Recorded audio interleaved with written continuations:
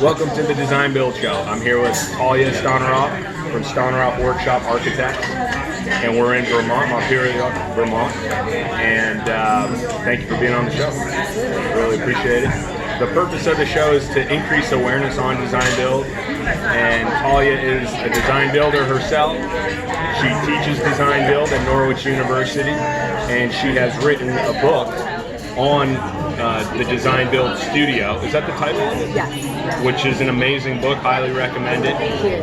Yeah, and very, very fortunate to speak with you. Thank you. Thank you. So just from my, I'm not in Vermont, but just from doing from what I see, design build is alive in Vermont from what I see. I think, this resurgence of design build, it never really went away, but even the name design build is new.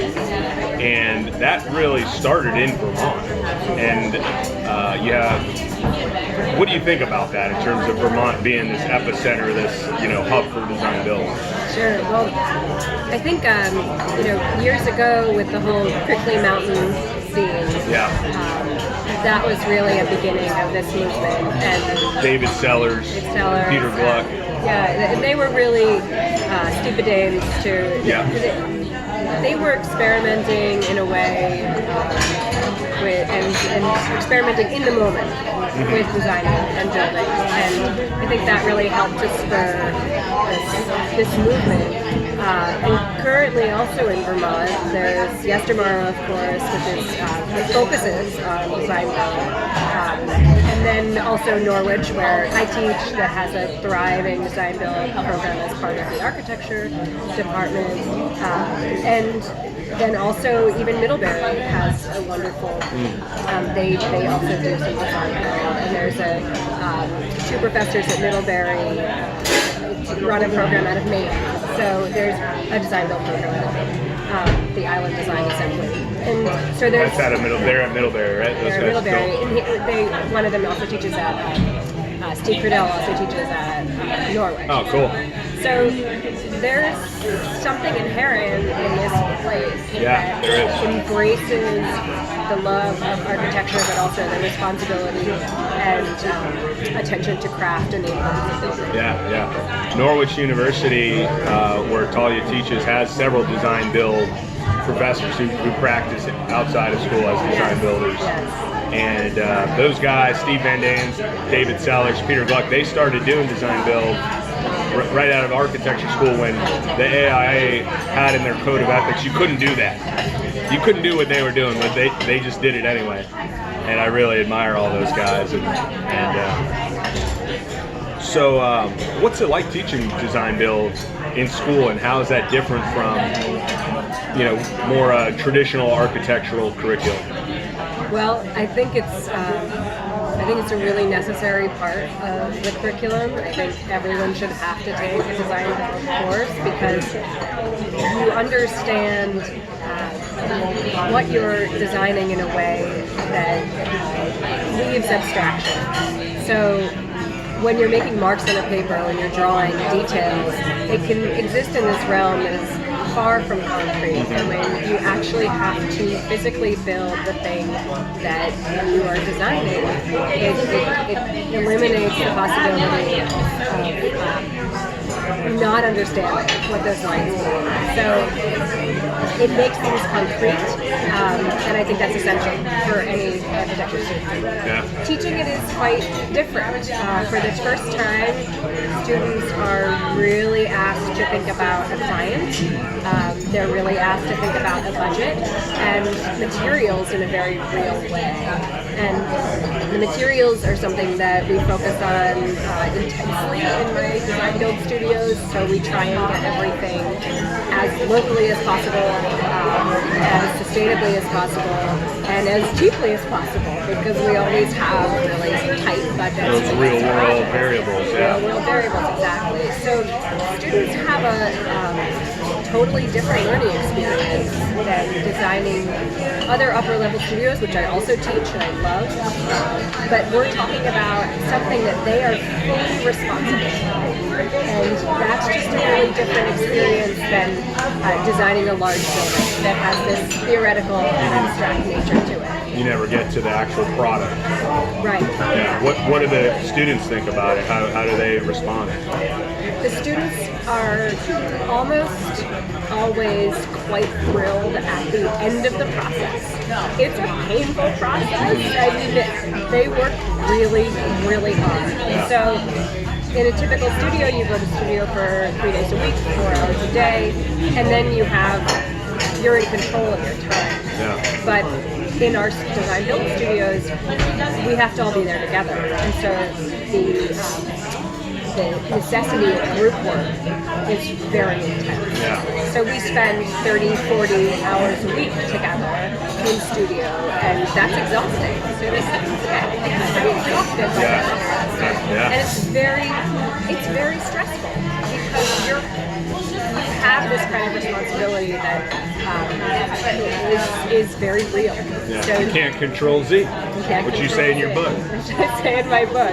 And we do some, depending on the project, we get pretty experimental. So there's an outdoor classroom right in downtown Montpelier that my students built and designed for the local elementary school. Well, we just won an award for this project. Oh, It's really congratulations. exciting, but It has, okay, good. can't Yeah, announce it'll be it till after. December 4th. And they, because that project it's basically a pavilion, it's an outdoor classroom, they got really experimental and really creative, which was exciting, but it was so hard. I mean, all of these things were things that I've never done before, they've never done before, and we had to figure it out. That's awesome. So they learn a tremendous amount. They become leaders in ways that are really new, and I think they're surprised by how much they grow as people and as architects in the process. Yeah. I mean, we have a tough time. We're a design build firm, and we have to have folks who get it and are not just thinking, as I was when I got out of school, and completely inept at being able to think with the end product, and that wasn't my education. Right. So we're going to have a booth at your next career fair. Yeah, it's great. Because these kids are, they're adults now, but you teach a process that gets them in a different mindset than they have otherwise. Yeah, I hope so. Yeah, you do. That's great. I mean, we have Joe Wood, who's one of your students. Great. Fantastic. Yeah, and I think when I got out of school, I kind of had an option. And in school, when you are just doing the theoretical curriculum, you get taught to pretend in a way in some instances. Whereas this design build curriculum, there is no pretending. Right. It's the real world, and there's more to it. And you talk about in your book the process, designing the process as part of this, as part of design build. What does that mean? What does that mean to you? I think you can think about designing the process on a couple levels. One is thinking about what tools are appropriate to use along the way to get to that product. So one of the aspects of the book looks at digital fabrication and handcraft, and sort of these dueling love letters between these two processes. Of course, we generally use both of them and like to intertwine them, but knowing how you want to go about getting to that end product is really important. So that's what I mean when I'm talking about that you have to design the process. You have to be thinking about what are the steps that get me to this point, and honor that process. When you're talking about your school experience, I mentioned earlier I went to Berkeley, which is also very theoretical at the time I was there, and I got really frustrated by doing these larger projects and by not making the real thing.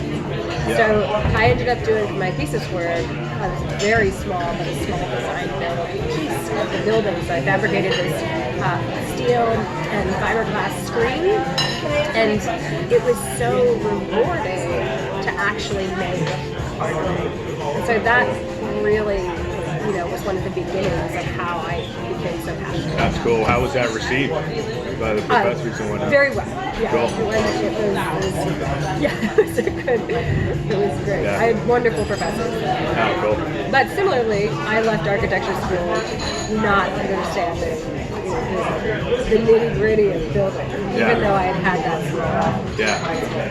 Yeah, well, thanks for what you're doing now, really. You're setting a precedence that's going to continue. I think there's over 100 design build curriculums or programs currently. Yeah, it's growing. It is. I mean, there are amazing programs all across the country and around the world. Yeah. Too. A lot in Germany and England. And really. You document it incredibly well, and one of my favorite parts of the book is just the history, the lineage of this.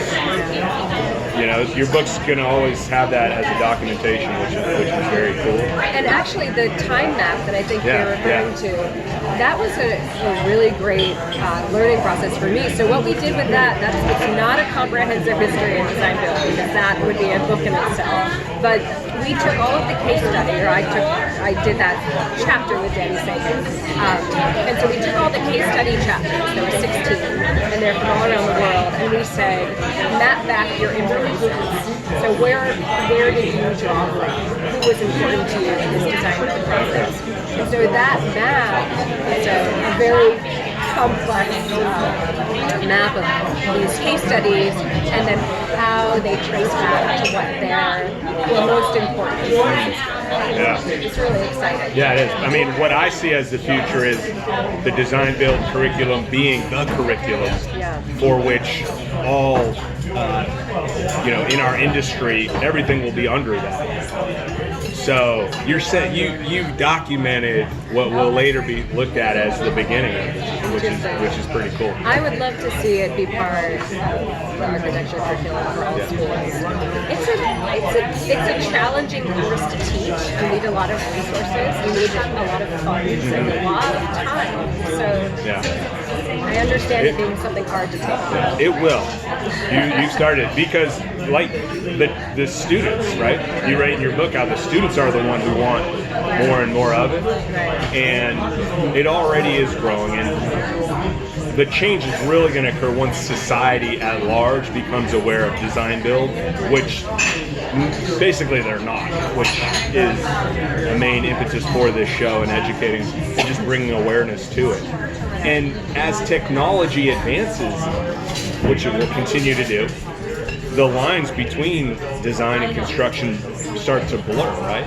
So it's interesting. I mean, I wonder what's going to happen. Yeah. What do you think? It seems like there's some industries that are taking on the digital fabrication tools and really embracing them. We were talking about timber frame earlier, and that's certainly a process where it's still very much about craft, but they're using very advanced CNC tools to produce them. So that's pretty interesting. But it still feels very far from the architect who is controlling the digital fabrication process and then being part of that physical outcome. So it'll be interesting to see how that navigates. Yeah, it will be. I think, it just design build we talked about it's a rare breed who can do it all, who can, come up with this concept, get agreement from a client on it, design it, do all the logistical, and then build it. That's a rare breed. And there are folks out there. And I think, what we're doing when we're teaching students about design build is not necessarily trying to get them to go do that exactly. That is really trying to instill a greater understanding and a responsibility for the making and the importance of understanding the building process when you are going out to it's really building a team and becoming aware of, the architect today, the definition has changed from before. The derivation of the word architect is master builder, but if you look in a dictionary today, it's says basically a designer. And that is what it is, but you cannot design independent of these other factors, which comes to be very obvious from programs like yours, these other components. And I think that's what design build is creating, is this team where, you know, the architect and builder may not be the same person, but they're working together from the beginning to set up a project successfully. And there's a greater level of respect and understanding and competency about how to do that process. Yeah. Awesome. Well, I want to thank you again. Really appreciate you being on the show. We're at downtown kitchen in Down home kitchen. Great food. Southern hospitality is alive and well here in Vermont. And really appreciate you being on the show. Thank you. Look forward to staying in touch and you know, collaborating and spreading the word about what you're doing and design build in general. Fantastic. All Thanks. right.